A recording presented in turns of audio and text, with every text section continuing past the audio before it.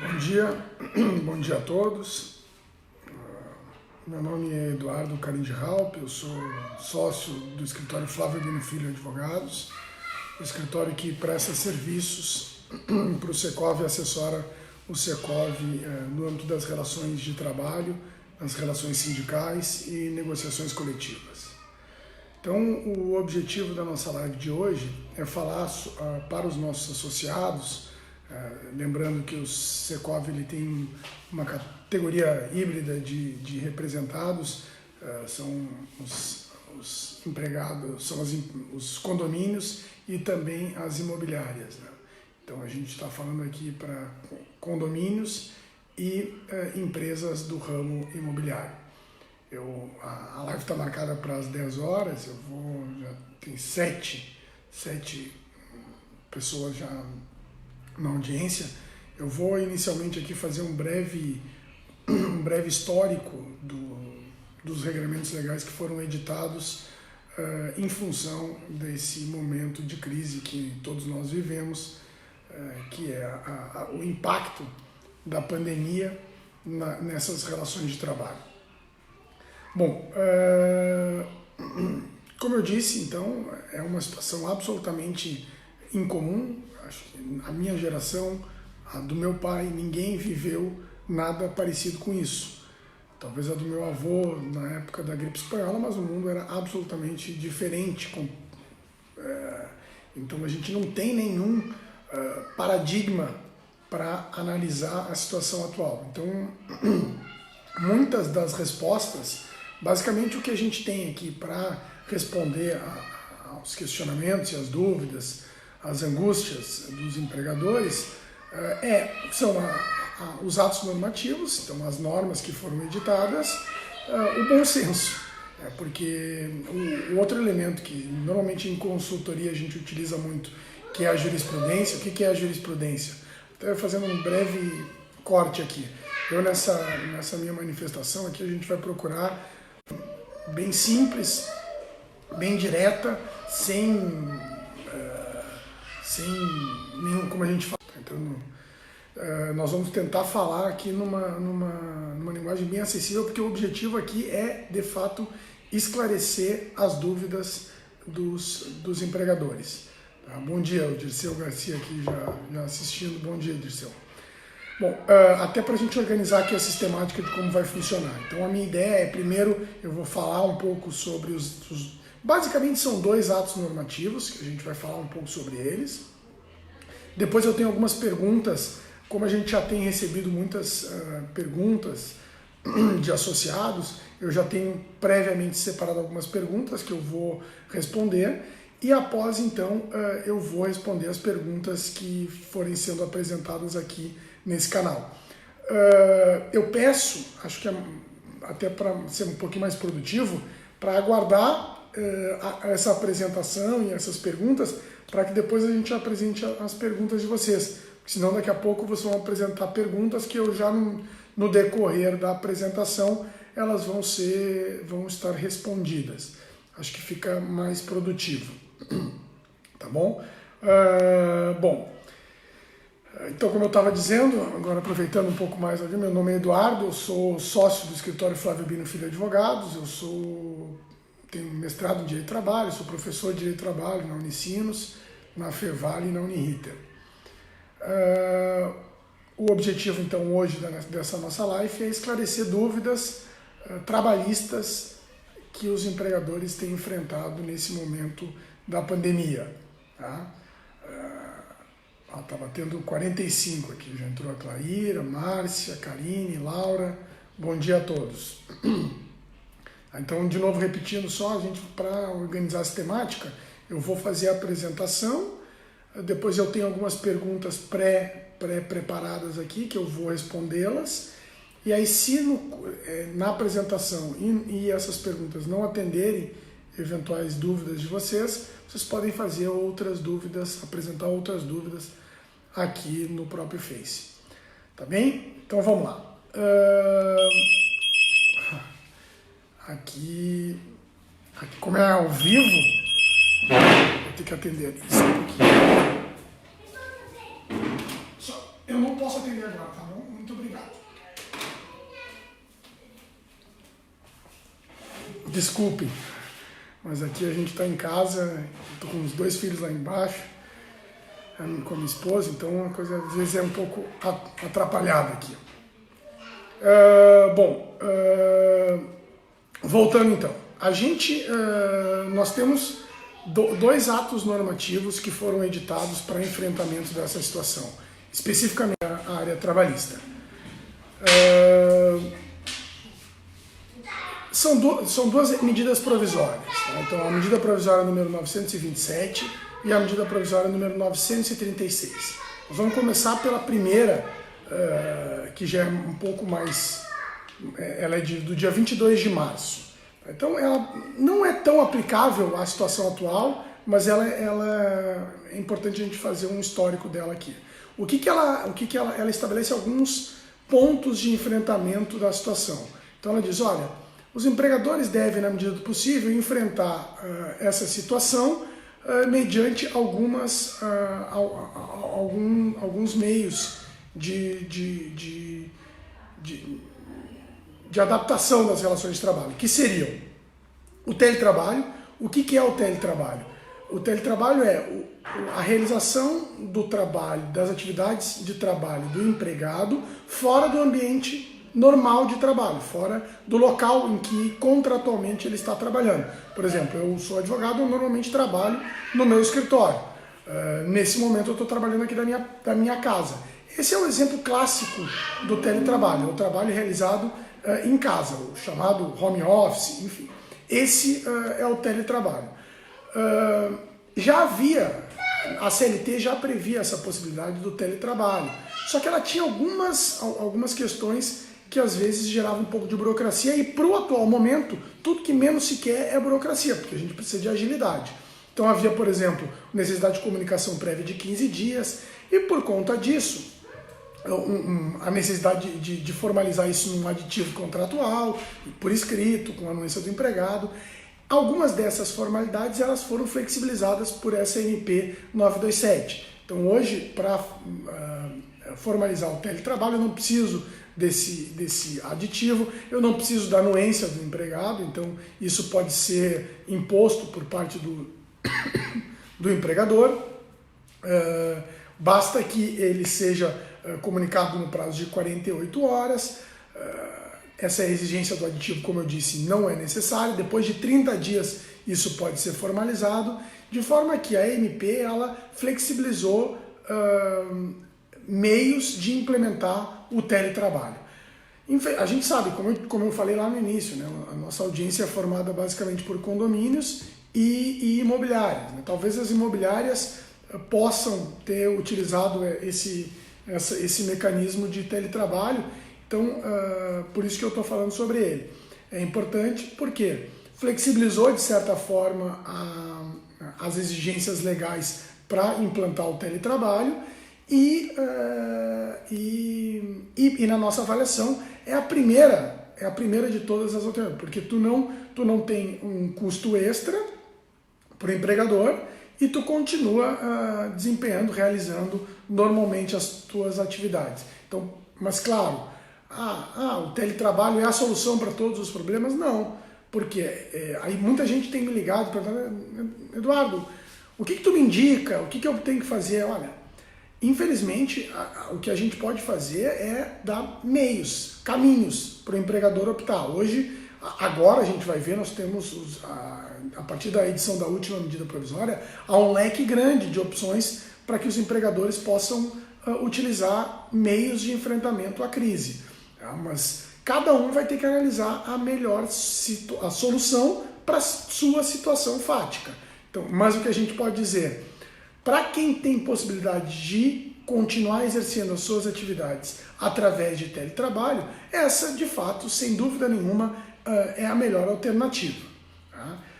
Além do teletrabalho, então, essa primeira medida provisória, ela também alterou regramentos previstos na CLT no que se refere às férias coletivas e férias individuais.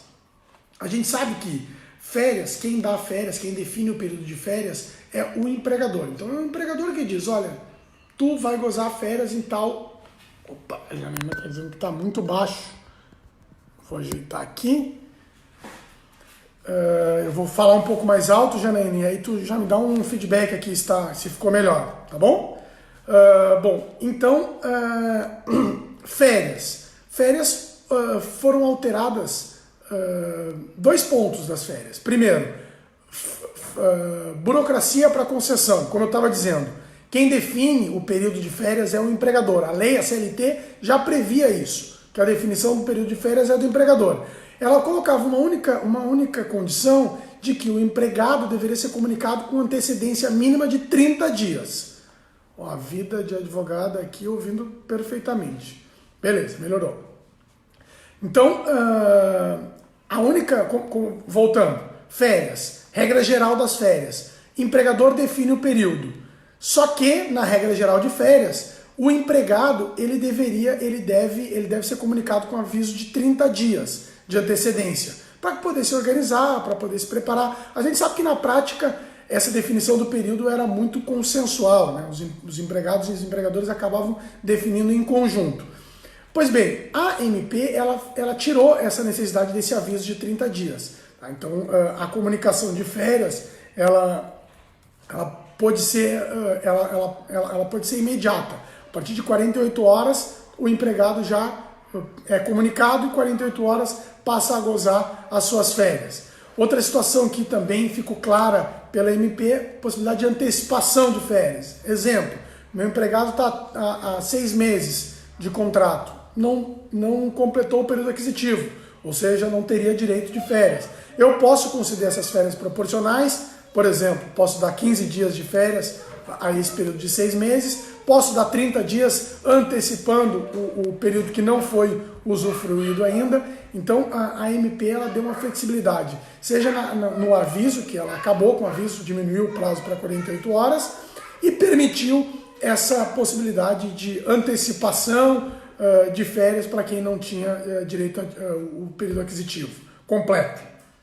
Tá? Ou mesmo ainda permitiu a possibilidade de concessão proporcional ao período do período aquisitivo. Então foram essas as questões flexibilizadas nas férias. E os pagamentos também foram postergados. Né? Então se permitiu que o pagamento das férias, que normalmente era imediato, ele possa ser feito no 5º dia útil do mês subsequente ao período de concessão. Por exemplo, alguém deu férias agora, no dia 1º de abril, vai pagar o período de férias no 5º dia útil de maio. E o terço? O terço ficou mais longe ainda. O terço ficou no mesmo prazo do 13º, da gratificação natalina.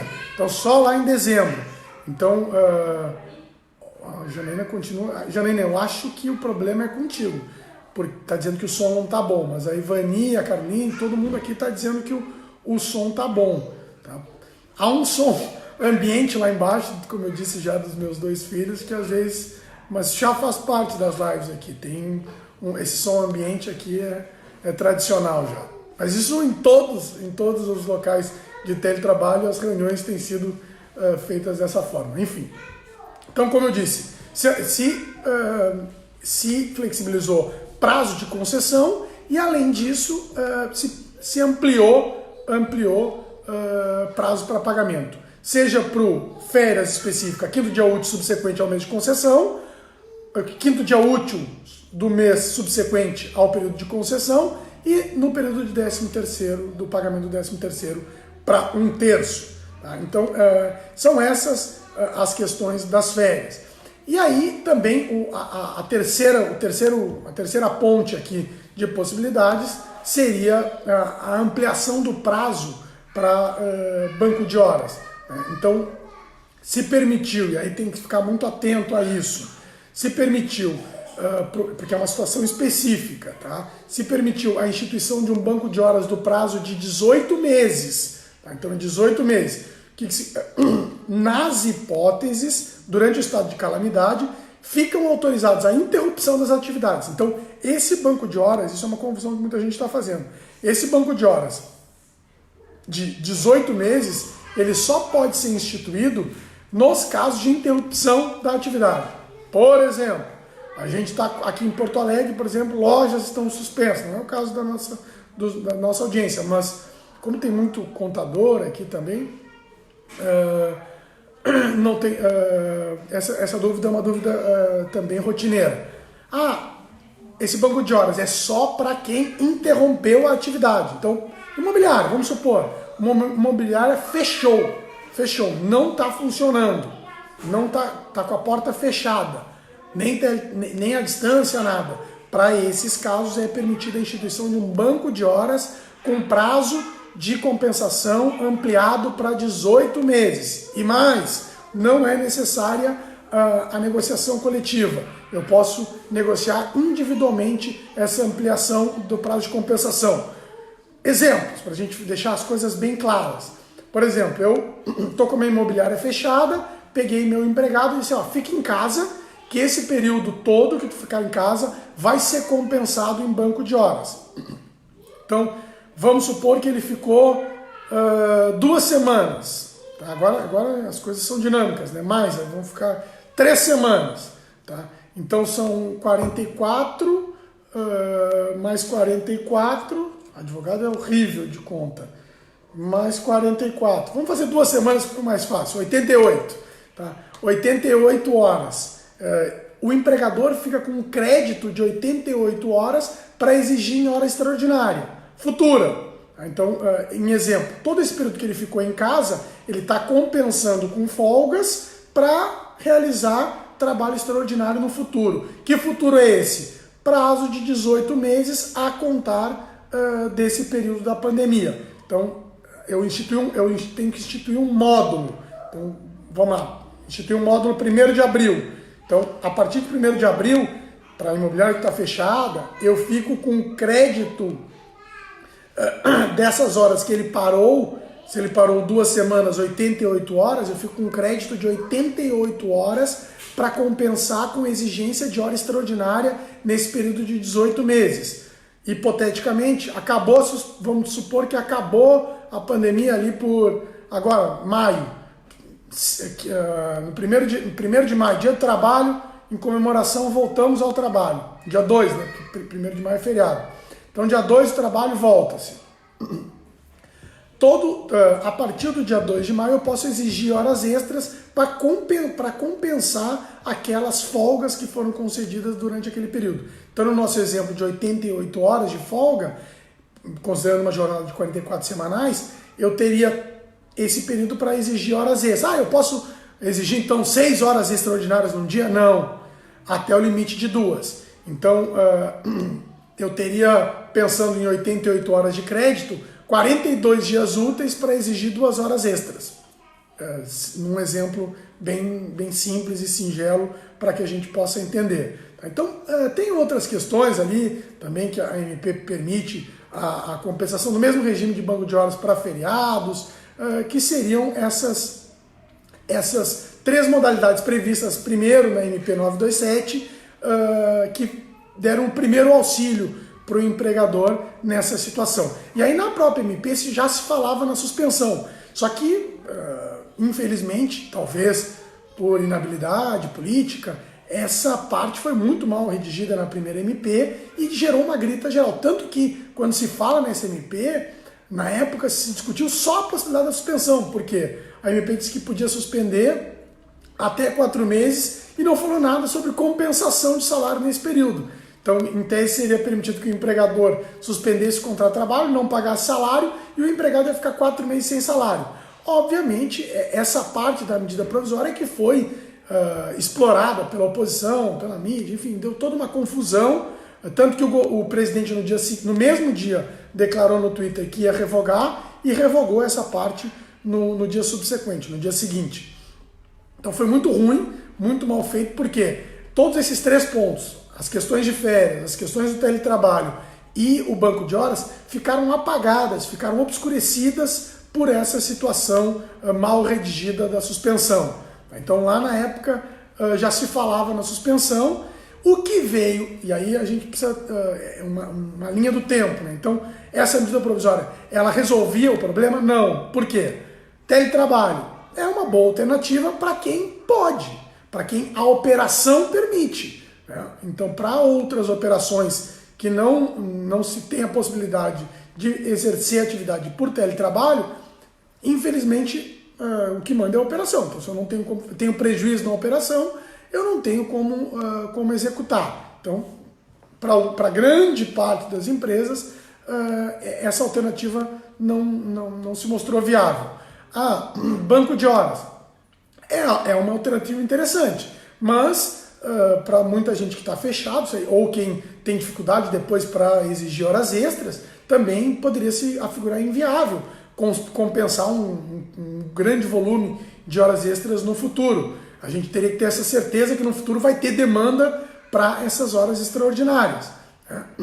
Férias. E além disso, tem empresa que não está faturando nada, né? Então, e o banco de horas, ele te dá um crédito só para horas extras futuras, mas ele não te dá fôlego financeiro, porque eu tenho que continuar pagando o salário em dia, eu tenho que pagar a folha, enfim, eu tenho que honrar todos os meus compromissos, né?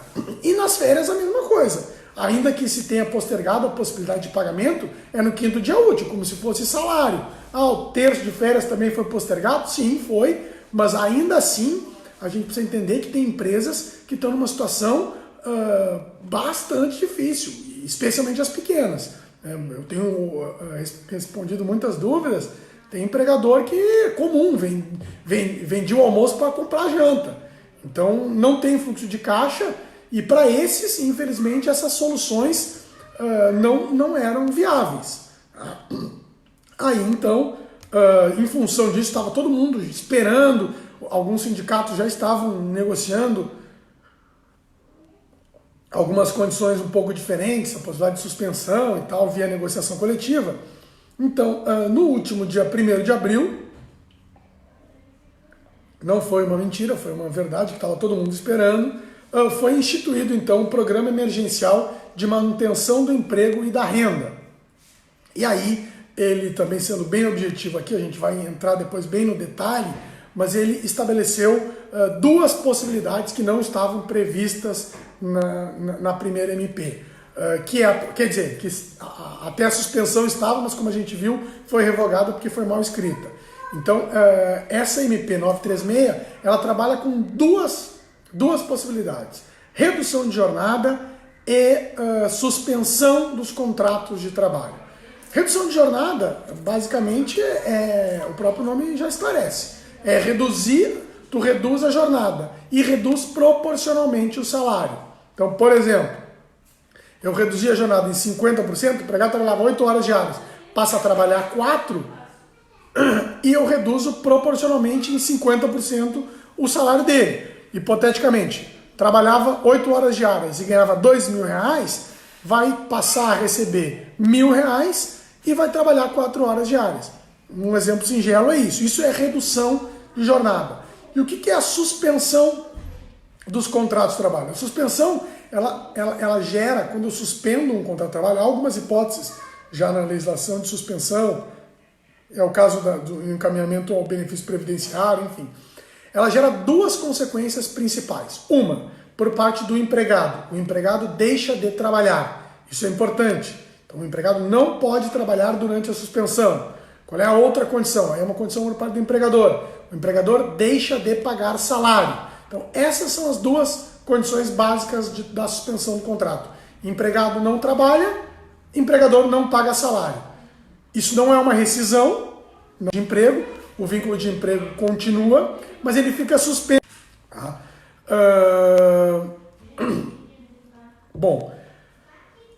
Então ele fica suspenso. Já tenho algumas dúvidas aqui interessantes. Aqui o Sadi está perguntando sobre 2/36. Enfim, a gente vai entrar. Essa não estava prevista no meu rol aqui, a gente vai esclarecer ela. Então, essas são as características básicas da suspensão do contrato de trabalho. Por que toda a dificuldade, e talvez muita gente criticou o governo na demora, porque o problema da redução da jornada e da suspensão é que elas precisam de um terceiro partícipe. É uma relação triangular nessa parte. Por quê? O empregador ele acaba tendo fôlego nas duas opções, ele ou reduz o salário e aí tem um fôlego financeiro, ou ele deixa de pagar salário, tem um fôlego maior. Só que o empregado, ele reduz salário ou para de receber salário.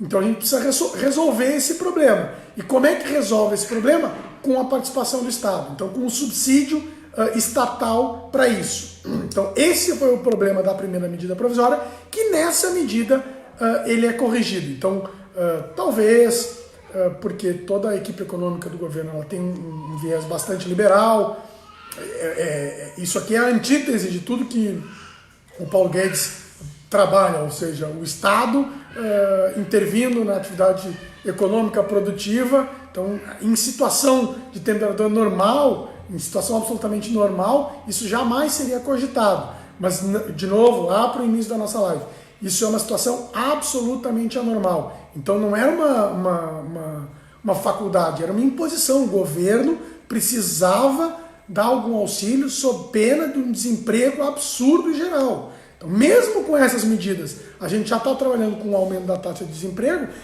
imagina sem elas, né?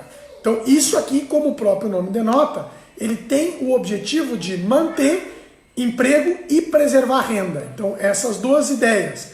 Mantém o emprego, só que como é que eu faço para manter emprego? Ontem até o presidente da OIT, o secretário-geral da OIT falou sobre isso. É a solução.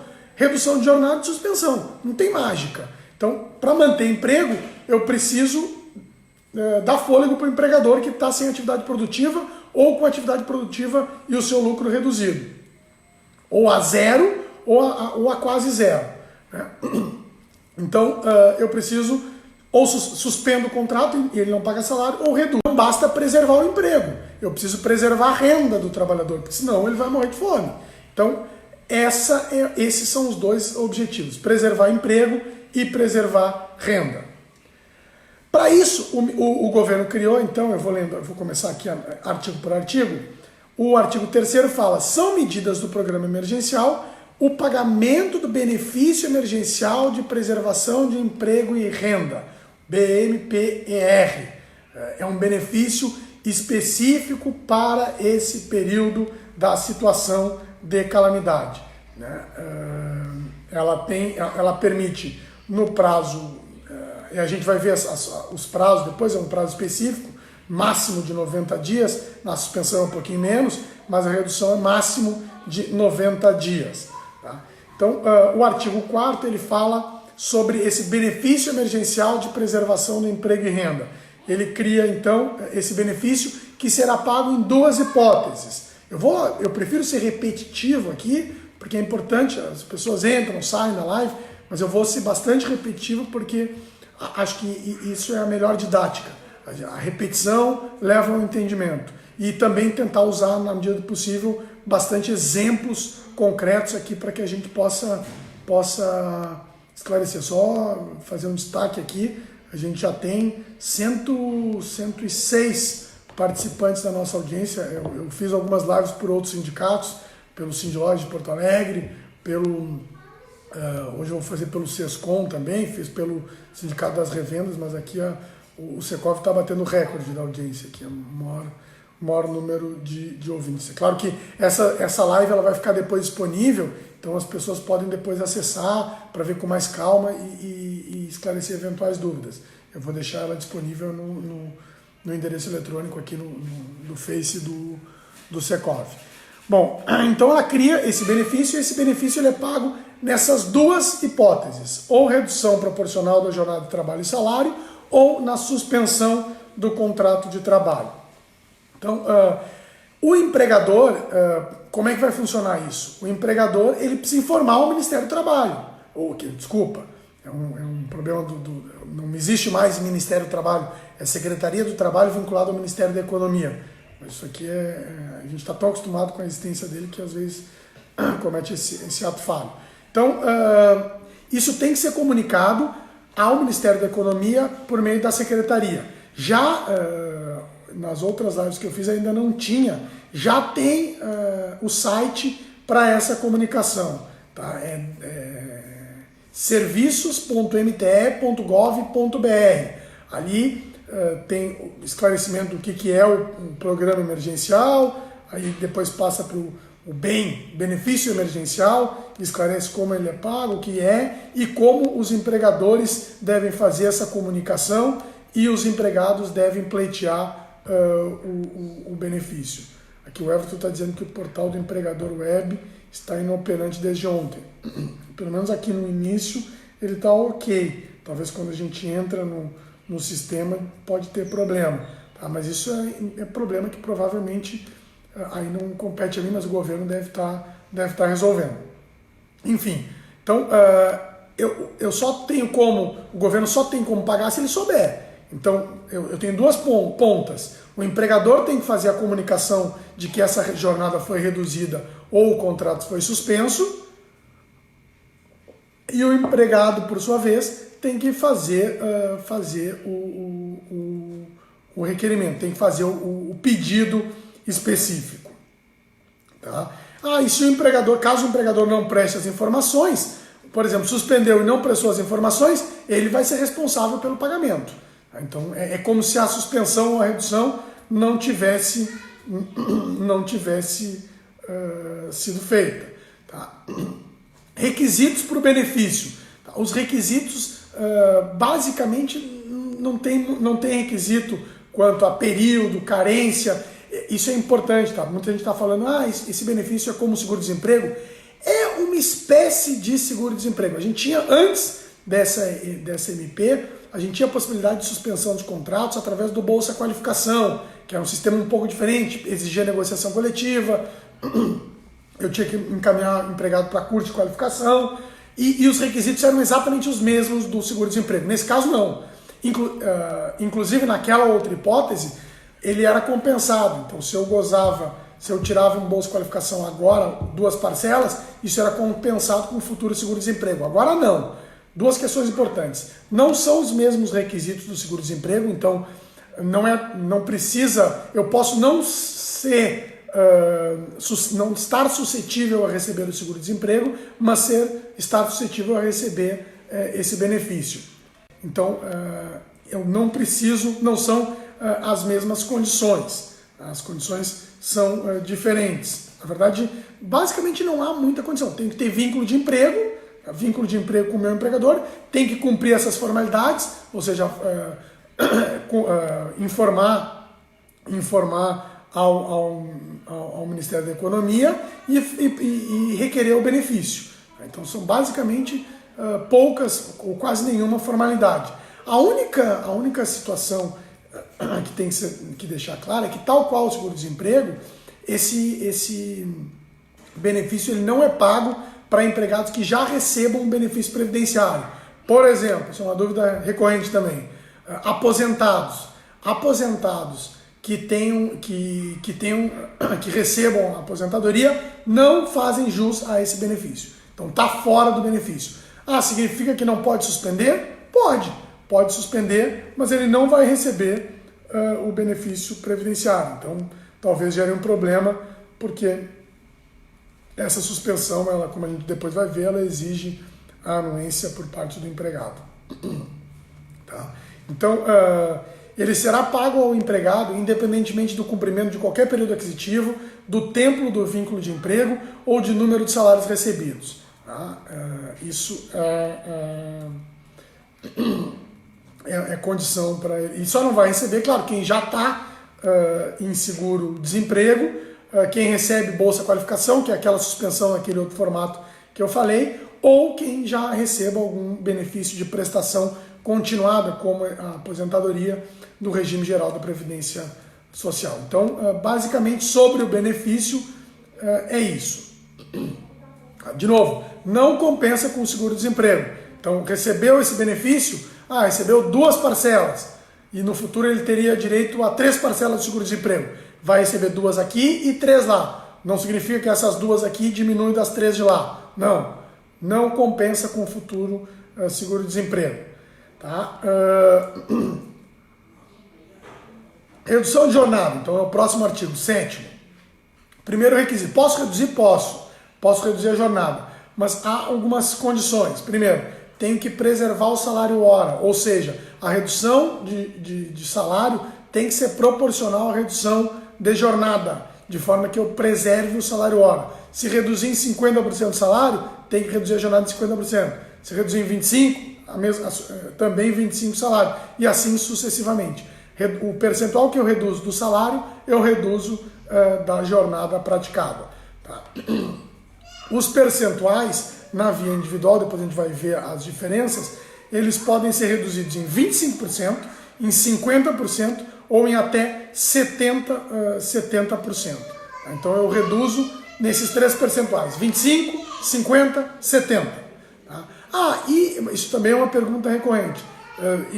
Prazo máximo de 90 dias para redução, 90 dias é o prazo máximo, e eu tenho que, então, nesse acordo individual, eu preciso, além da anuência do empregado, eu preciso lá esclarecer qual é o período e qual vai ser a redução. Então, tem muita gente circulando na internet, modelos desse acordo e tal. A minha sugestão é que o acordo seja... A gente até preparou um modelo para o Secov, quem quiser depois pode solicitar, está disponível. O modelo tem que ser bem simples. Não precisa entrar... Tem tudo na medida provisória. A única coisa que precisa o empregado precisa ter o aceite dele individual na hipótese para a redução da jornada. Isso tem que ficar claro. Qual é o percentual que vai ser reduzido e proporcionalmente ao salário. E, além disso, o prazo. Então, essas três questões. Percentual, na verdade, duas. Percentual de redução, que é o mesmo para salário e jornada, e período que vai existir essa redução. Esses dois e o aceite do empregado. Isso é que precisa ter. Estou vendo aqui várias perguntas sobre o Lewandowski, que a gente já vai falar sobre elas. Tá? Vai falar exatamente sobre o que tem muita confusão no que ele diz, não é bem assim que ele diz, enfim. E eu posso acabar antes essa redução? Sim, pode. Quando? Se cessar o estado de calamidade, então o estado de calamidade está declarado por um decreto, por um ato público. Então, se acabar esse ato de calamidade, acaba o período da redução, acaba o benefício e vai ser pago até então. Da data pactuada, então nesse acordo eu tenho que estabelecer a data, ou a critério do empregador. Vamos supor, mudou o decreto municipal, permite agora atividade no local. Acho que dá para trabalhar via teletrabalho. Vou acabar com a redução. Posso fazer? Pode, desde que comunique com um prazo de 2 dias corridos. Nessas 3 hipóteses, na cessação, na data e a data de comunicação, 2 dias antes a jornada e o salário serão restabelecidos. Tá? A suspensão temporária do contrato de trabalho. Bom, como eu falei lá no início, a suspensão ela gera aqueles 2 efeitos principais. Para de trabalhar, para de receber salário. Aqui, a suspensão, o prazo é um pouquinho diferente, não é 90. São 60 dias que podem ser fracionados em 2 períodos de 30. Então, posso dar 30 de suspensão, depois mais 30 de suspensão, sempre nesse período máximo de 90 dias. Tá? Ela também tem que estar formalizada por um acordo escrito, e a redução também, né? Depois a gente vai entrar nesse detalhe do que é coletivo e o que não é. Acordo escrito, que tem que ser encaminhado com 2 dias de antecedência ao empregado. Então, encaminha para o empregado hoje, tem que ter uma prova de encaminhar. Como é que encaminha? Não tem, isso já perguntaram também. A MP fala em acordo escrito. Tá? Isso não diz se é escrito impresso, não. Na atual situação, entendemos que não há necessidade de ser impresso e nem assinado. Há que ter um elemento de anuência. Isso depois pode ser discutido se de fato o empregado deu aceite ou não. Nós entendemos que, claro, a assinatura é o meio mais seguro, mas se a gente tiver se ele puder fazer por assinatura digital, também é a mesma coisa, digital assinatura por escrito. Mas a gente sabe que é difícil o empregado em baixa renda ter assinatura digital. Vai por e-mail, a gente entende que pode, que o bom senso leva a essa conclusão, de que pode por e-mail. E vamos dizer, mas quem é que prova que foi ele que respondeu? Não foi o filho, não foi a avó, não foi... Infelizmente, a gente vai correr o risco dessa discussão. Mas, de novo, bom senso nós entendemos que tem que prevalecer. Eu falei aqui, né, de vez em quando o Hulk lá embaixo participa da nossa live aqui com as suas manifestações. Então, voltando a essa questão da suspensão, pode ser por WhatsApp? Pode. A gente entende também que prevalecer no bom senso, encaminhado por WhatsApp, por empregado, onde ele diga, eu aceito a suspensão ou a redução. Né? O que eu posso afirmar? Isso vai valer? O tribunal vai aceitar? Vai? Não vai? O que a gente pode dizer é que por escrito tem bem menos risco. Né? O Rodrigo perguntando, pode ser comunicado por WhatsApp? Não tem nada que diga que sim, nem nada que diga que não. Só diz que é por escrito. Uma mensagem por WhatsApp é escrita? É. Então nós entendemos que sim. Depois vai ser discutido se foi ele que respondeu ou não. Ora, eu entendo que numa eventual, ainda que se discuta isso no futuro, o ônus da prova tem que ser do empregado. Há uma inversão aqui. Eu mandei um WhatsApp pro telefone celular dele, ele é que tem que provar que não foi ele que respondeu, que vai ser uma prova bastante complicada. Porque presume-se que se o telefone é dele, que ele tenha respondido. Então nós entendemos que sim, pode. Desde que, como eu disse, aqui não precisa dos percentuais, porque não reduz percentual, reduz todo o salário. Então tem que deixar claro que é a suspensão do contrato de trabalho, que nesse período ele não vai receber salário. E qual é o período? Se é 30 ou se é 60.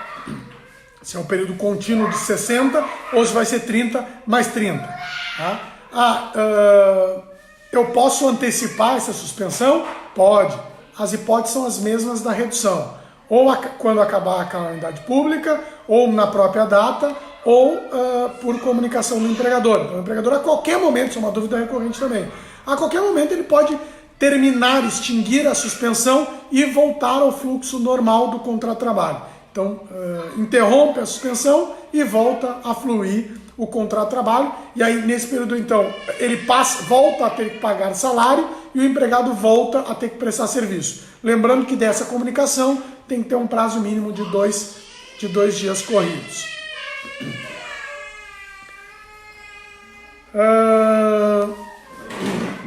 Isso aqui é uma questão importante, tá? Que vale também para a redução. Durante a redução ele não pode fazer hora extra e durante a suspensão ele não pode trabalhar. Volto. Consequência básica da suspensão. Não recebe salário, não trabalha. Mas se ele trabalhar, e trabalha qualquer tipo de trabalho, trabalho físico, trabalho remoto, respondeu, o exemplo que eu sempre dou, um gestor mandou um e-mail que seja para o empregado que estava com o contrato suspenso e ele respondeu esse contrato, isso significa trabalho, por via de consequência não vale a suspensão. O que significa que não vale a suspensão? O empregado vai ter que fazer jus ao salário inteiro daquele período. E aí, não é claro aqui, mas até surge do Estado, eventualmente se ele pagou esse benefício, um direito de receber de ser ressarcido desse benefício. Tá?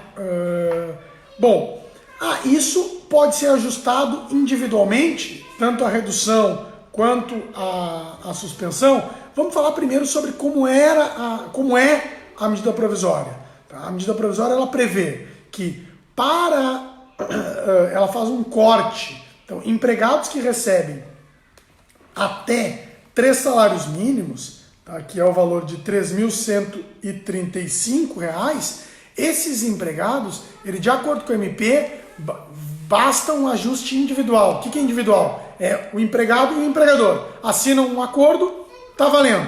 Esse acordo, a MP já dizia isso, tem que ser no prazo de 10 dias comunicado ao sindicato da categoria. Só que a MP dizia que bastava comunicar. Aceito, faço com o meu empregado, comunico ao sindicato, está valendo. O sindicato pode chiar, pode gritar, pode não concordar, mas estava valendo, de acordo com a MP. Para empregados que recebem até 3.135, valia essa regra da negociação individual. Para redução de 25%, 50%, 70% e suspensão. Uma única exceção, para a redução de 25%, podia ser individual para todo e qualquer empregado. E tem um outro corte, que também pode ser individual para empregados que recebem acima de 12.202 com 12 e que nesse caso desse salário superior tem um diploma superior. Então, tem diploma superior e recebem salário superior, acima de 12.202. O que é esse salário, para que vocês possam entender? É o dobro do teto dos benefícios da Previdência Social. Então, esses dois, ou salário baixo ou salário bastante alto, poderiam negociar individualmente. Tá? A AMP, ela fez... desculpa. O que acontece? Todo e qualquer ato normativo, lei, MP, ele está suscetível a uma discussão judicial. Alguém, um partido político, sindicatos, podem entrar com uma ação direta de constitucionalidade dizendo, olha, essa MP é inconstitucional. Vou tentar falar em linguagem leiga. Por quê? Todas as leis têm a mesma hierarquia. É como se fosse, pegando hierarquia militar. São todos soldados. Então, lei, todo mundo soldado. Então, a nova revoga a anterior. Então, o que está na lei anterior está revogado. Se essa MP for aprovada pelo Congresso, passa a ser revogado. Mas a Constituição seria o general. Então, está acima da legislação. Então, eu não posso que um soldado, ainda que mais novo, que possa revogar o anterior, revogue a Constituição. Isso não existe. Então, a gente chama em não recepção. Esse é um fenômeno. Essa nova MP pode não ter sido recepcionada pela Constituição. E a Constituição, ela diz que redução de salário só pode ocorrer por negociação coletiva. Então já se discutia muito isso nos meios jurídicos. Cuidado com esse MP, porque a Constituição diz que redução só com negociação coletiva. O partido político A Rede entrou com uma DIN questionando exatamente isso.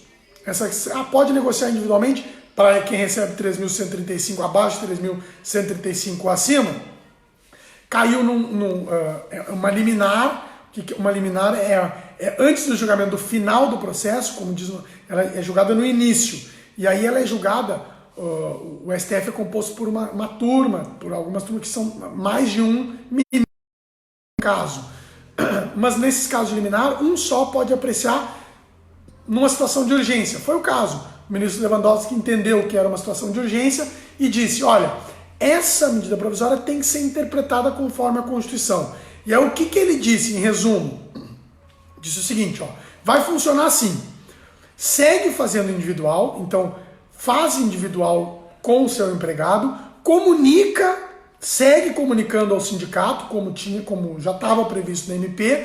A diferença é que em 8 dias dessa comunicação, o sindicato pode dizer não concordo, vem negociar comigo e chamar a negociação para si. Tá? E aí, então, o empregador vai ter que negociar com o sindicato essa suspensão. Algumas hipóteses.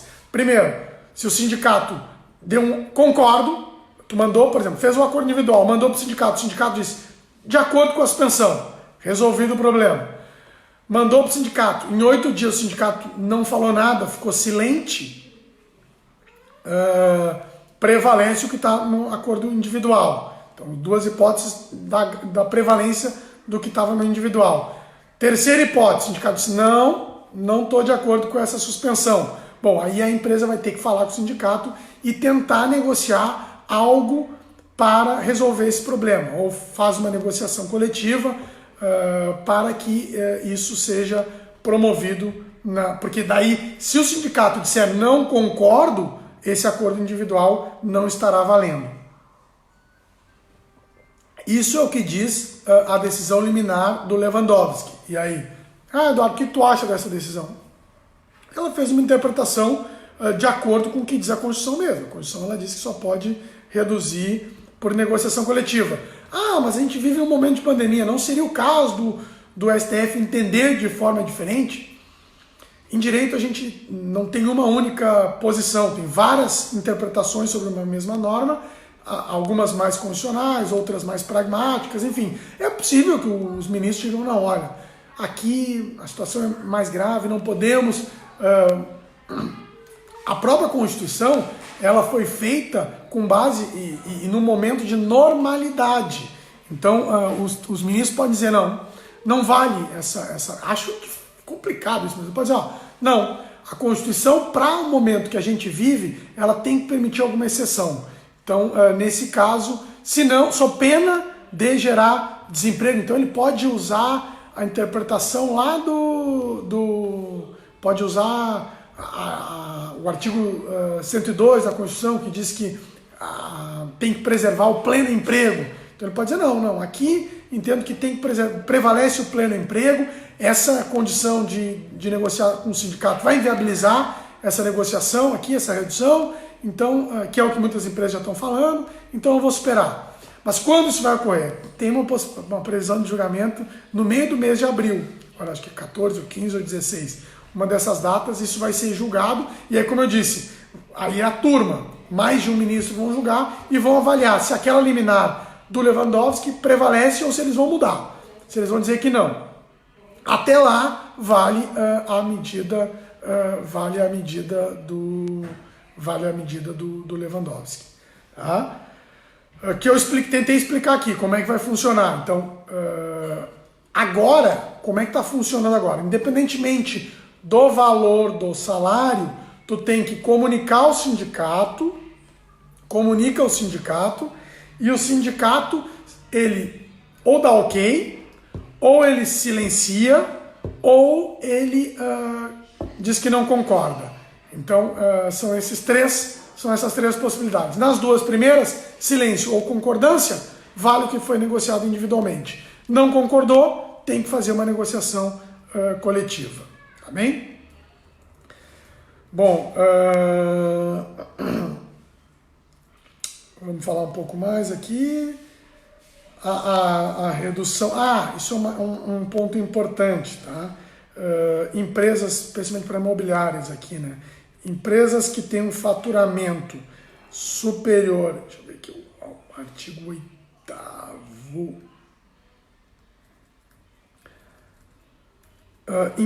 parágrafo 5º do artigo 8º. A empresa que tiver oferido no ano calendário de 2000... Então, empresa que no ano calendário 2019 tenha receita bruta superior a 4,8 milhões de reais, somente poderá suspender, aí, independentemente do valor do salário, somente vai poder suspender o contrato de trabalho mediante pagamento de ajuda compensatória de 30%.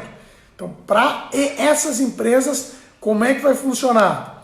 Então, tu suspende o contrato, não trabalha e tu vai ter que pagar 30% do valor do salário.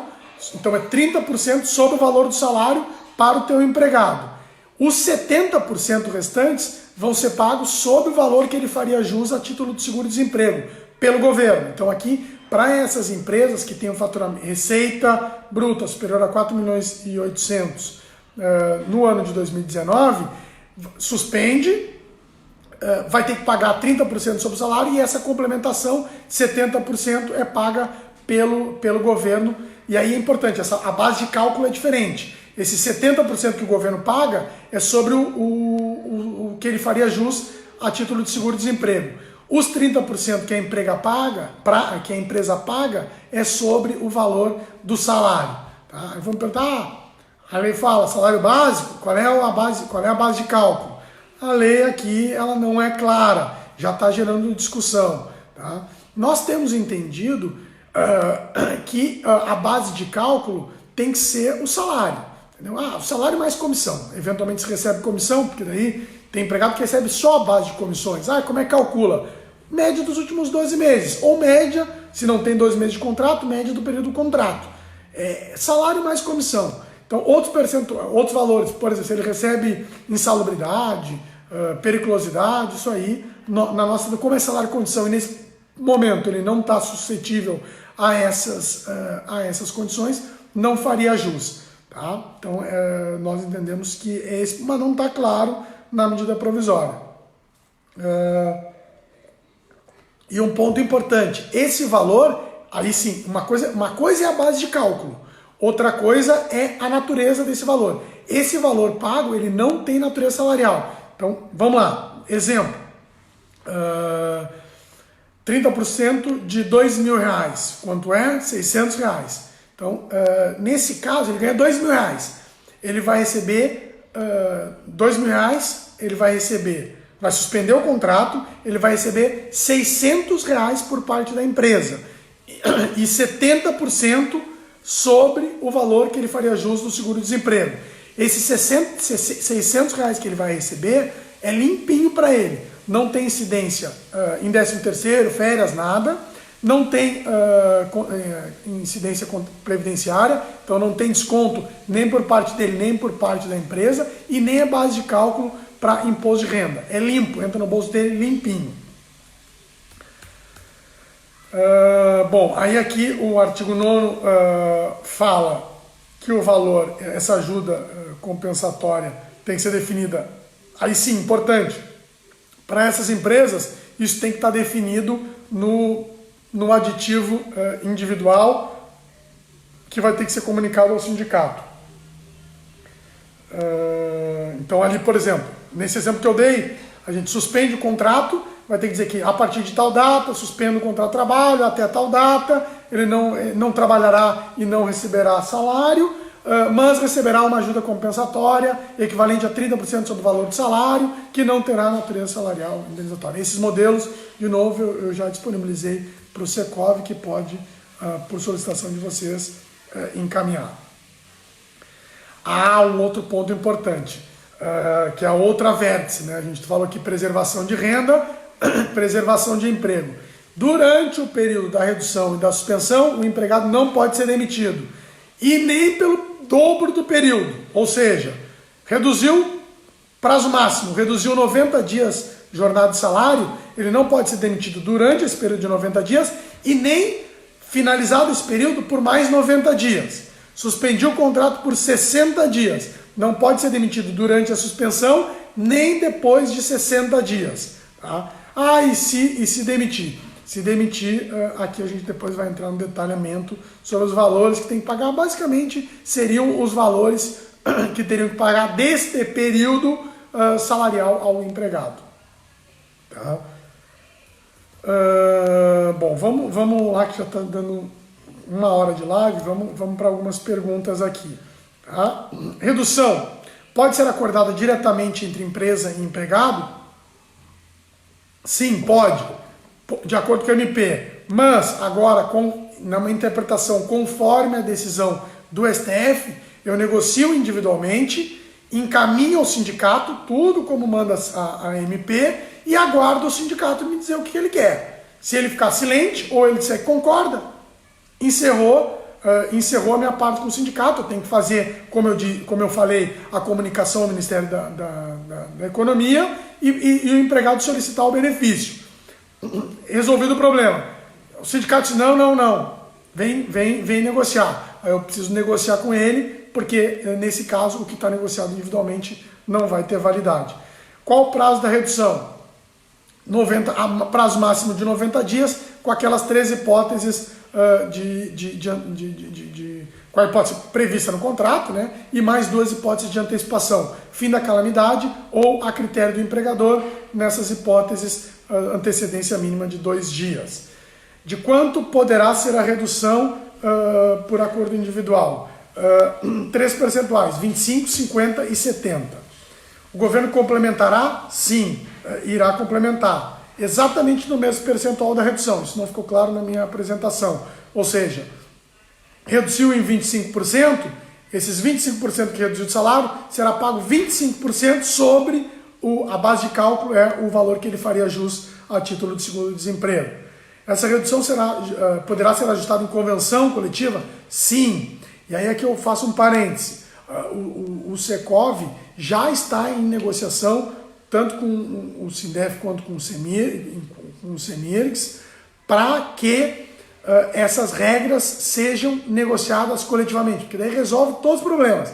Além de esclarecer isso, é importante que vocês fiquem atentos ao site do Secov, porque a qualquer momento isso pode estar negociado e isso pode facilitar a vida, porque daí a gente vai resolver o problema da comunicação e de uma eventual do sindicato eventualmente não topar com esses acordos individuais.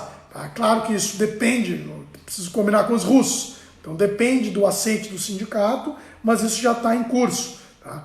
Então é possível negociar. E aí nessa hipótese de negociar coletivamente é possível renegociar percentuais, inclusive diferentes desses três, 25, 50 e 70. Os empregados terão garantia de emprego? Sim, pelo período durante ou a vigência da redução ou suspensão e pelo período em dobro, subsequente a esse período. Então, suspendeu ou reduziu em 30, mais 30, depois de findo, 60, mais 60, 90 no caso de redução, mais 90.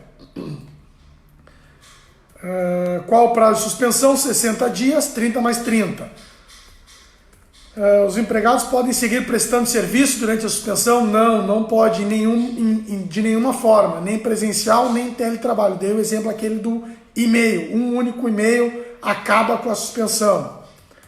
Os empregados terão garantia de emprego, seja na suspensão ou na redução, tem garantia de emprego pelo prazo de vigência da suspensão ou da redução e o prazo subsequente.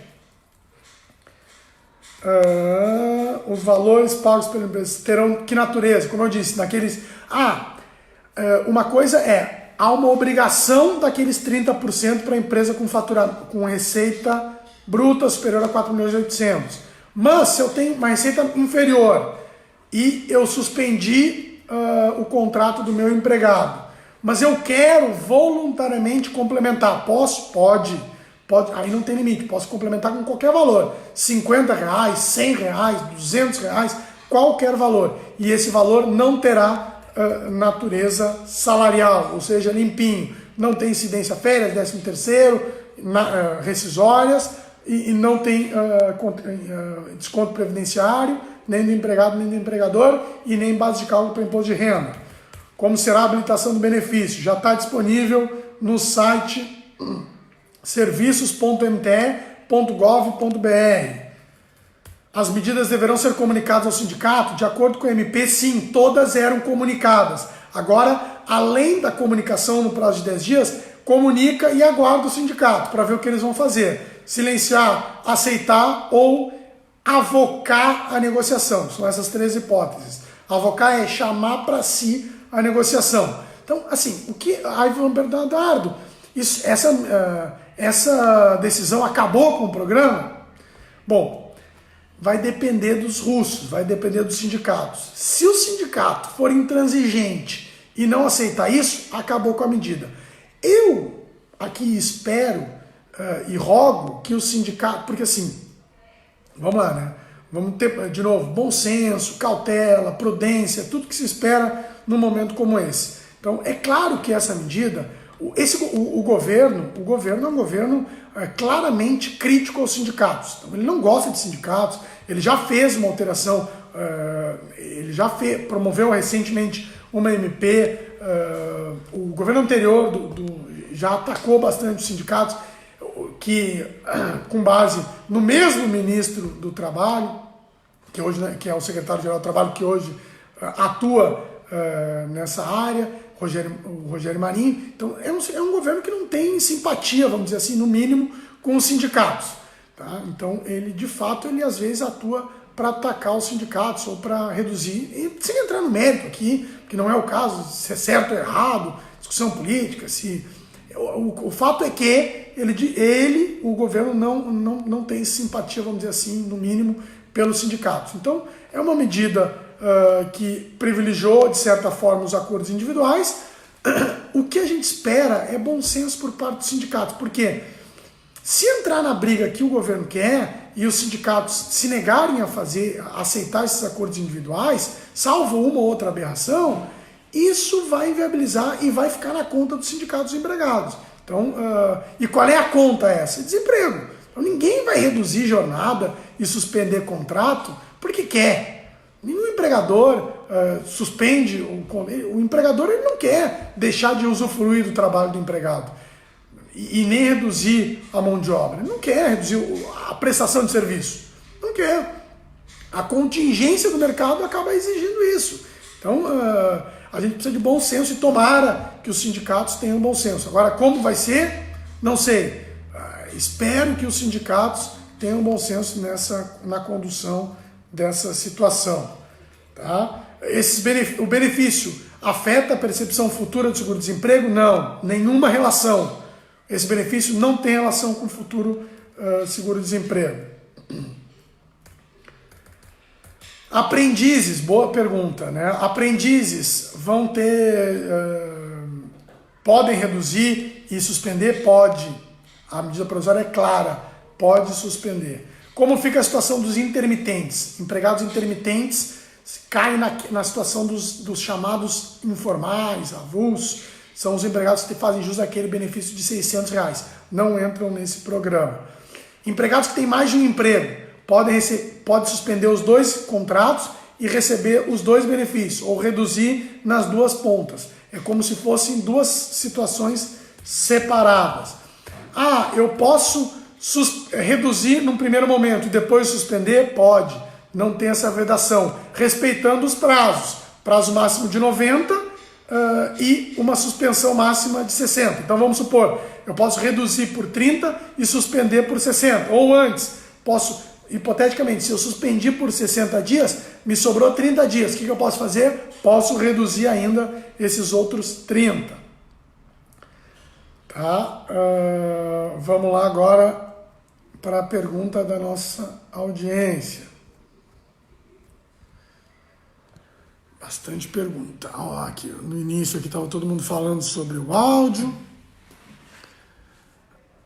Opa, aqui o Jói Colares. Vou mandar um abraço para o meu amigo Jói Colares, lá de Belém do Pará. Um abraço, um amigo sindicalista, está nos ouvindo lá de Belém do Pará. Laura Schuch. E quando somente a parte dos funcionários está trabalhando, a outra parte pode ficar em banco de horas? Deixa eu ver se eu entendi. A empresa está em parcial funcionamento. Posso botar parte em banco de horas e parte manter a exigência? Sim, pode. E também posso. Eu não preciso fazer isso para todo mundo. Posso fazer para parte. Qual é o cuidado que eu tenho que ter? A lei, a MP, ela não limita. Posso ser um setor ou outro setor? Posso. O importante é que eu não posso cair numa discriminação. Então eu não posso entrar nessa discussão de foi discriminatório com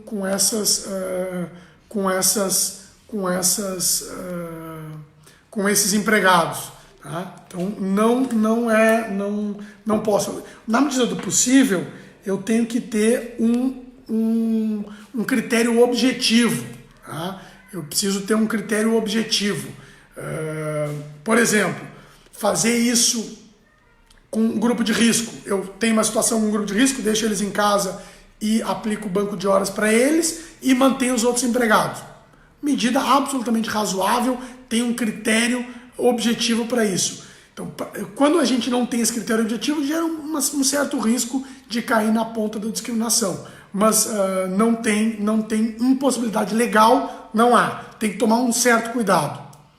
Tá? E os condomínios residenciais?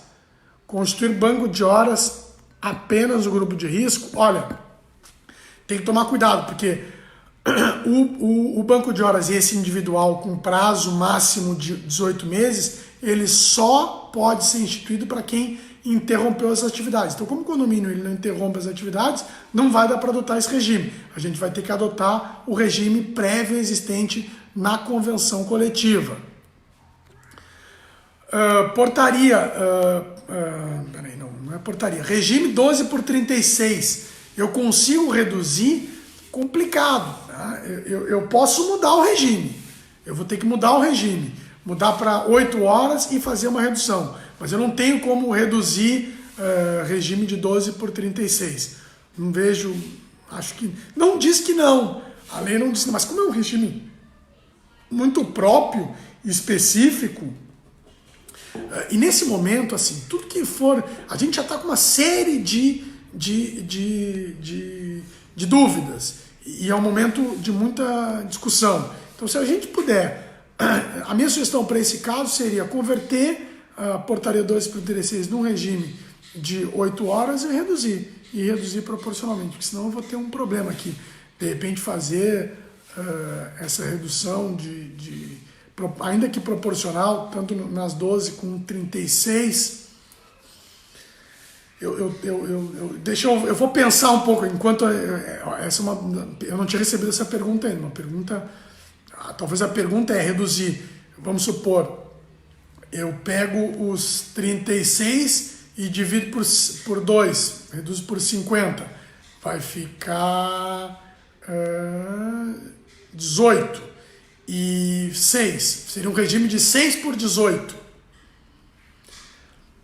Olha, eu tenho dúvida, eu não diz que não, a MP não veda essa possibilidade de redução do regime de 12 por 36, mas é que o regime de 12 por 36 é um regime muito especial, muito próprio. Ele está muito ligado nas 12 de trabalho para as 36 de descanso. Então, mudar esse regime para esse, como eu disse, de 6 por 18, ficaria um regime novo, que não há nenhuma previsão legal sobre ele. Eu tenho dúvida se seria possível. Como eu disse, eu prefiro, acho que o mais cauteloso é converter os 12 por 36 num regime normal, de 44 semanais, e promover a redução, pelo menos nesse período, fazer essa redução. Quanto tempo posso suspender? A Ivani, 60 dias, 30 mais 30. Como informamos essa suspensão para o e-social? Tem um site do Ministério da Economia, como eu disse, aqui disponível, já disponível, que é serviço.mte.gov.br, já explicitando, tem o campo do empregado e o campo do empregador. Empregado de condomínio, já gozou férias antecipadas, não tem interesse no banco de horas. Empregado não aceita, provavelmente aqui deve ser, não aceita o acordo de redução, não tem caixa para demitir. Olha, há dúvidas que eu não tenho resposta. Tá? Vamos tentar responder. O que eu posso dizer? O leque é grande. Se nenhuma das alternativas do leque se presta ao caso concreto, a solução, infelizmente, é a demissão. Mas aqui diz, mas nem isso dá, porque a demissão, a empresa, o condomínio não tem caixa para demitir. Aí pode ser, e se ele faltar, posso aplicar advertências? Bom, se ele não tem justificativa para faltar, e para ter uma justificativa, ele precisa ter um atestado médico ou uma recomendação da autoridade pública de saúde. Se ele não tem esses dois elementos, é falta injustificada. Então posso descontar. Posso advertir? Pode. Tem que ter, eu não quero incentivar essa prática, porque tem que ter muita cautela nesse momento, porque eu tenho dúvida de como a Justiça do Trabalho vai analisar as faltas nesse período de pandemia. Tá? Então tem que ter muito cuidado. Já aproveitando aqui, tem possibilidade de parcelamento de rescisórias? Não, infelizmente não. Teria que talvez fazer um acordo extrajudicial com o empregado, que tem que ter advogado, para promover essa possibilidade. Contrato com pessoa jurídica? Não, porque pessoa jurídica não é emprego. Essas regras valem só para empregado. Tá? Empresa de limpeza. Essas regras não valem para o condomínio que tem uma relação com a empresa de limpeza. Elas valem para a empresa de limpeza com os seus empregados. O portal está inoperante, infelizmente. Vamos ter que ajudar. E quanto à decisão do Lewandowski? Ele decidiu que deve ter acordo por parte do sindicato. Ciro pergunta, não é bem assim, Ciro. Ele diz que o sindicato tem que ser comunicado. Na verdade, como já prevê a MP, sindicato comunicado, o que ele diz é que o sindicato tem o direito de negar o acordo individual e chamar para si essa negociação. No futuro, vai ter direito ao seguro-desemprego? Vai. Se receber agora, não tem problema. É necessário informar o sindicato? Sim. Independentemente dessa decisão do Supremo, é necessário informar o sindicato. 10 dias, tem até 10 dias. O benefício afetará o futuro seguro-desemprego? Não, não afetará. Sabe quanto tempo levará para receber o valor? Olha, se fala em 30 dias, mas quem pode responder são duas pessoas. Uma, Paulo Guedes pode te responder. Eu quero um modelo, diz a Franciele. Bom, eu vou depois aqui ver com o pessoal do Cindy Lojas. Manda um e-mail para o Cindy Lojas. Desculpa, Cindy Lojas. Ato falho. Já fiz 2 lives para o Cindy Lojas, né? Então, manda um e-mail para o pessoal do Secov e o pessoal do Secov tem à disposição esses modelos.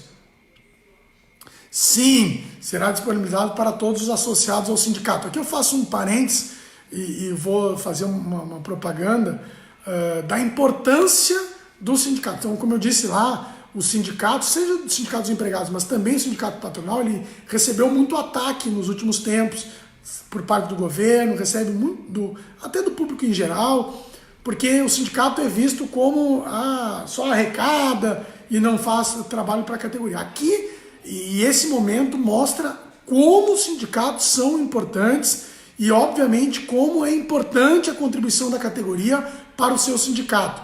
Porque o sindicato ele precisa ter fluxo de caixa também, tal qual as empresas, para poder prestar esse serviço. Então, a importância, a relevância do pagamento em dia das contribuições. É isso que permite que o sindicato tenha uma assessoria jurídica, que a gente possa preparar modelos, possa fazer essas lives aqui e disponibilizar um necessário serviço a toda a categoria. Tem como fazer o aceite por WhatsApp? Sim, tem. A lei não limita o meio eletrônico. Tem que tomar cuidado para que isso fique claro que foi o empregado que respondeu e depois tu vai ter que mandar isso para o sindicato dos empregados. Então vai ter que ver um meio de...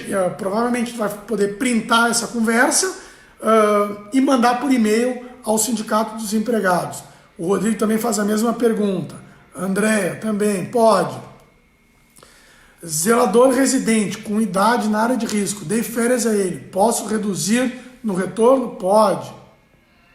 Empregado não aceita redução, o que fazer? Demitir? Ok. Infelizmente, precisa da anuência do empregado. A gente está tentando negociar coletivamente essa preservação do emprego dele. O empregado também tem que ser consciente nesse momento. Saber que, se não utilizado nenhum dessas alternativas, desse leque de opções, a única que vai sobrar é a demissão. Aqui, importante pergunta, Elizabeth Belter aqui, que eu acabei me esquecendo. Durante a suspensão, todos os benefícios devem ser mantidos. Aí ela pergunta, vale refeição e transporte? Primeiro, refeição sim, transporte não, porque o transporte está relacionado diretamente ao deslocamento para o trabalho. Como ele não vai estar se deslocando ao trabalho, não fará jus ao vale transporte. Aí vão me perguntar, bom, mas o vale refeição também, ele pode comer em casa. Nós estamos entendendo que nesse caso não, porque ele pode fazer requerimento de refeição por takeaway. Então, a lei, a MP fala claramente, tem que ser mantido os benefícios. Então, a pergunta, não há dúvida nenhuma de que o plano de saúde tem que ser mantido. O vale refeição nós entendemos que tem que ser mantido, mas talvez dê uma possibilidade de discussão, e o vale transporte não tem dúvida nenhuma que não precisa ser pago. A Deise fala, acho muito injusto o vale alimentação.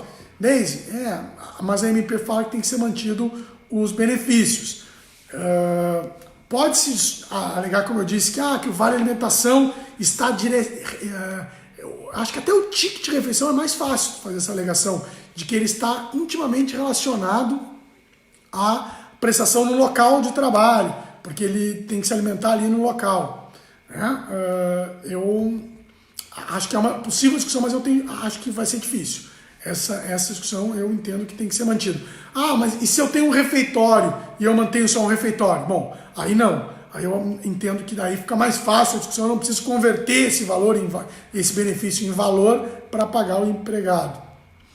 Dia 24 de abril aqui, o Thiago fala que vai ter uma reunião no STF, não é uma reunião, Thiago. Tecnicamente é uma sessão de julgamentos. tá? Que vai de fato avaliar se aquela decisão do Lewandowski ela prevalece ou não. Dá um abraço para o Mário Pellegrini aqui que está nos ouvindo. Corremos o risco de fazer a negociação o sindicato cobrar dos acordos não associados? Bom, independentemente de ser associado ou não, se o empregado é representado, o sindicato tem o poder de vetar o que foi negociado individualmente. O Everton fala que acredita que o sindicato irá barrar para ter pagamento em dia. Ora, vamos ver, não sei. Mas assim, como eu disse, esse momento é importante. O sindicato tem o seu papel. Nós na defesa dos empregadores e eles na defesa dos seus empregados.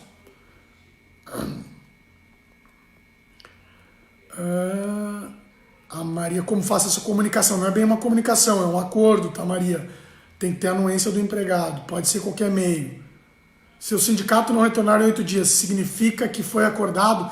Se não retornar em 8 dias, significa que prevalece o individual. No caso de home office, continua vale refeição e transporte? Não, transporte não. Porque ele não vai. O transporte é só se ele vai trabalhar. No home office não tem direito ao transporte. Sociedades civis sem fins lucrativos. Olha, a live é dirigida. O condomínio não tem fins lucrativos. É dirigido a todo e qualquer empregador.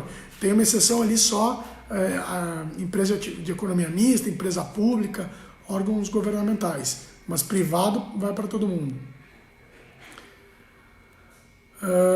Em férias futuras, funcionário tendo a suspensão, esse período são contados como período? Não, suspensão não conta, tá? Inclusive, para efeito previdenciário, para a questão da aposentadoria, o empregado é facultado, a MP faculta que ele contribua como segurado facultativo. Então, se ele quer usar isso como tempo de trabalho para aposentadoria, ele vai poder ter esse benefício. Ele vai poder, então, por exemplo, o empregado suspendeu o contrato, ele vai recolher ele mesmo o benefício previdenciário para os seus como segurado facultativo e aí usufrui esse período como tempo de contribuição para a futura aposentadoria. Aqui eu vejo que o Mauro, advogado do Sindicato dos Empregados, está nos ouvindo na live. Mandar um abraço para ele e aqui dizer que a gente espera, o meu sócio Flávio Albino vai promover essa negociação, está promovendo essa negociação e veja que os empregadores estão muito angustiados aqui e a gente tem certeza, eu posso afirmar que o sindicato será bastante sensível a essa situação para que possa conduzir da melhor forma essa negociação de forma a não barrar, como alguns estão dizendo, e muitos têm criticado. Eu acredito muito nos sindicatos e acho que os sindicatos vão contribuir, não só não vão impossibilitar a vigência dessa medida, mas eles vão aperfeiçoar essa medida. Tá, aqui as perguntas estão se repetindo. Pode fazer horas extras durante a redução? Não pode. Se reduziu, ainda que a MP não fale, a redução é redução. Se fizer jornada, vai ter que pagar a hora extraordinária. Mas há risco, inclusive, dessa prestação ser reconhecida, como é o caso da suspensão, que não pode trabalhar, que isso inviabilize a própria redução. Precisa tomar bastante cuidado. Se reduziu, reduza mesmo. Como fazer a comunicação? Por e-mail. Tá? Caso de redução, deve fazer todos os encargos, tudo a partir do valor pago. A base de cálculo faz tudo normal, mas a base de cálculo muda. Se paga 50%, a base de cálculo passa a ser 50%. No caso de não ter suspensão ou redução, pode se demitir? A resposta para o Gabriel: pode, mas não deve. A gente espera que nesse momento, eu sei que a situação é difícil, mas a ideia e essas medidas aqui são para a preservação dos empregos. Ajuda compensatórias para empresas com faturamento até 4 mil. Tem que constar no acordo individual? É importante. Acho importante constar no acordo individual para depois não ter discussão sobre esse pagamento por fora. Deixa claro o valor que vai pagar e que aquele valor não vai ter natureza salarial. Sem incidência nenhuma. Zelador residente pode suspender ou reduzir? Vamos lá, suspender pode. Reduzir, só pode ter redução, só pode reduzir jornada se tiver jornada. É um pressuposto básico. Então, residente que tenha, por exemplo, horário intermitente, que não tenha jornada definida, não vai poder reduzir. Tá? A menos que o zelador residente tenha uma jornada específica e cumpra aquela jornada. Se ele cumprir aquela jornada, aí sim, não é, é um pressuposto fático. Tu só pode reduzir jornada se jornada há. Se não há jornada definida, não pode reduzir. Nessa nova na troca da suspensão, suspendeu e depois reduziu, tem que comunicar ao sindicato também, de novo. Aí aqui uma pergunta se ele deverá ter conta bancária. Aparentemente não, tá? O governo tem que entrar ali no site, mas aparentemente o governo vai poder abrir uma conta digital. Sobre a parte do trabalhador ficar em banco e outra não. Eu tinha entendido lá no início da live que a regra valia para todo mundo. Não. Eu posso organizar por setores. Não tem essa necessidade. Com cuidado de não adotar medidas discriminatórias. E o controle da carga horária dos empregados que estão trabalhando em home office. Em home office não faz jus a horas extras, portanto, a regra é que não tenha controle de horário. Então, o camarada que está em home office, a regra na lei é que não tenha controle, ou seja, ele faz a sua própria jornada. Então, eu, por exemplo, aqui tenho trabalhado nos horários mais variados, quando as crianças estão dormindo, na madrugada, de manhã cedo, enfim, a gente tem se dividido aqui e é o que a maioria está fazendo. Então, como eu não tenho jornada controlada, eu não posso ter jornada controlada, eu não faço jus à hora extra. Mas eu posso fazer controle? Pode. A empresa pode estabelecer lá um regime, um regime de login, logout, pode implementar controle. Mas aí, se implementar controle e esse trabalhador trabalhar em jornada extraordinária, ele vai fazer jus à hora extraordinária. E aproveitando uma pergunta, posso reduzir jornada para quem está em home office? Pode, desde que tenha jornada controlada. Tá? Mas tem que tomar muito cuidado com esse controle, porque se ele responder e-mail fora dessa jornada, vai ter jornada extraordinária. Então esse controle tem que ser bastante idôneo. Tá? E os porteiros do grupo 12 por 36 do grupo de risco. Olha, podemos suspender o contrato de trabalho. Tá.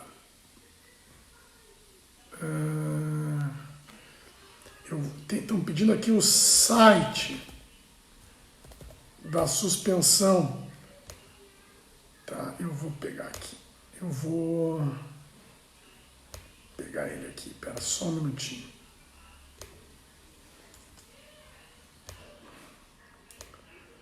É https servicos .mte.gov.br/bem/bem. Esse é o site.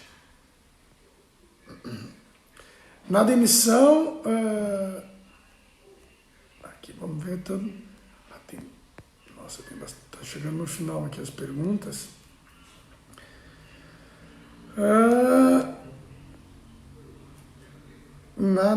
Tanto na redução de jornada quanto na suspensão é necessário encaminhar a comunicação ao sindicato e ao Ministério. Sim.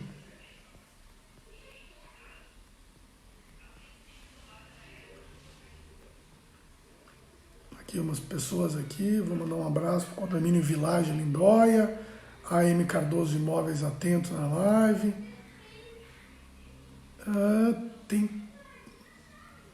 Tem pratão, deve ser plantão que funciona, não entendi. Tem pratão, quer que o funcione autônomo receber 600 do governo, ele paga só 200. Eu não entendi a pergunta. Plano de saúde. Boa pergunta do Mauro Tosi aqui. Advogado faz essas perguntas boas aqui. Plano de saúde, coparticipação do empregado suspenso. Ora, durante o plano, não pode suspender o plano. Então o plano continua em vigor, tá? Durante a suspensão. Se ele tem coparticipação do empregado, a regra continua. O empregado vai continuar coparticipando. Bom, mas aí vamos perguntar, mas a coparticipação era por desconto no salário. Como é que eu resolvo isso? Esse problema já existe nas demais suspensões dos contratos de trabalho. Tá? Quando a suspensão é muito longa, a gente sugere que mande um boleto para o empregado, porque para evitar que lá fique muito tempo sem descontar e lá no final o empregado tenha que descontar um volume considerável, prejudicando a sua subsistência.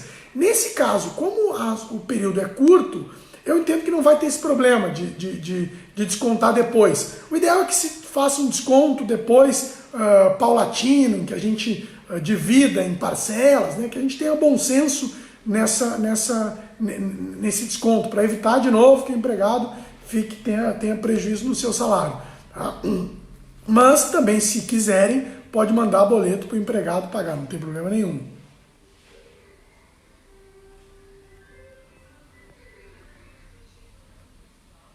Olha aqui, ó, boa notícia, o Mauro Tosi está respondendo, jogado do Sindef. O Sindef estará examinando todos os acordos individuais. Os que estiverem dentro dos parâmetros da MPV não serão barrados. As comunicações com os documentos deverão ser encaminhadas para o e-mail sindef@sindef.com.br. Aí, aqui eu queria destacar essa importante manifestação aqui do Mauro.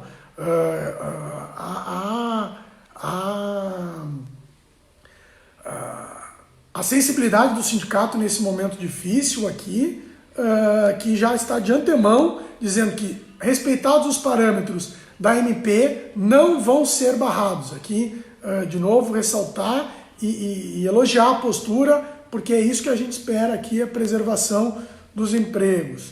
Quem está no período de experiência pode ser demitido, mas não tem regra nenhuma sobre isso. Regra normal sobre experiência. De novo, Deise, não convém, né? Nesse momento tão difícil para todo mundo, que a gente demita. Na medida do possível, tentar usar esses mecanismos aqui para manter empregos.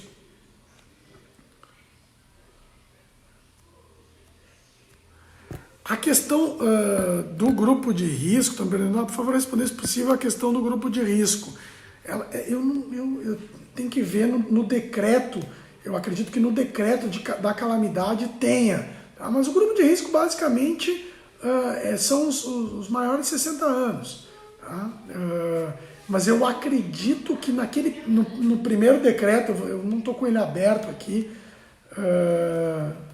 deixa eu ver se eu consigo fazer uma pesquisa rápida aqui. Ele diga qual é. Olha aqui, o Everton, tu vê, a gente já está trocando figurinha. O Everton já mandando um obrigado, Mauro. Ontem já enviei um. Tá bom, eu não vou conseguir aqui, Rodrigo, agora, nesse momento, te responder. Mas depois encaminho uma pergunta por e-mail para o Secov, que eu, com mais tempo, eu procuro o decreto. Se não me engano, isso está previsto, sim, no grupo de risco. Mas, como eu disse, basicamente são os mais velhinhos, né, que é o consenso que tem que ser afastados e colocados aqui. Todo mundo, na medida do possível, tem que manter o distanciamento social, mas eles mais ainda, né? Então, foi a live mais longa que eu fiz, mas foi bastante produtiva, muitas dúvidas, muitas perguntas, participação de todos. Eu procurei ser o mais didático possível, não entrar em discussão jurídica, juridiquês, ser bem direto, porque eu acho que o momento não se presta para isso. As dúvidas aqui, André, tá jurídico@secov-rs.com.br. Tá? Quem tiver dúvida, manda para lá. Tá? Então eu encerro a minha participação aqui, agradecendo a audiência de todos. Acho que as perguntas foram bastante pertinentes num momento bastante difícil. Ninguém sabe o dia de amanhã, a gente espera, pelo menos acredito que até o final de abril a gente vai ficar nessa. Ó, aqui o Mauro está botando grupo de risco, pessoas acima de 60 anos com doenças pré-existentes. Essa é a leitura que eu também faço, mas a dúvida é se há um regramento normativo. Eu acredito que talvez tenha lá no início da pandemia. Então agradecer a presença de todos, a audiência atenta aqui da Deise, Andréia, Elizabeth, Dirceu, Everton. De novo, destacar o papel do sindicato no esclarecimento aos seus associados, o Ângelo aqui também. É para isso e nesse momento que a gente vê a importância e a relevância do movimento sindical e dos sindicatos. O Rodrigo aqui ajudou. Decreto 20.524, diz ali quem são os grupos de risco. Rosângela aqui, o presidente Moacir aqui também, deixar o meu abraço. Laura, Clair, todo mundo. Por fim, dizer que é um momento difícil, todo mundo cautela, bom senso, sem entrar em maiores discussões. Acho que aqui o objetivo de todos é a preservação de renda do trabalhador, preservação do emprego, preservação da atividade produtiva. Acho que a gente tem que tomar esse cuidado e preservação da saúde. Então, quem puder, faça como eu, fique em casa, faça lives, use o teletrabalho, use as medidas do governo. É isso que a gente tem que fazer. E ó, mais um gritinho lá embaixo, um dos dois pequenos. Fica aqui o meu recado final, um abraço a todos e, se possível, fique em casa. Eu vou deixar essa live aqui disponível para todo mundo. Muito obrigado.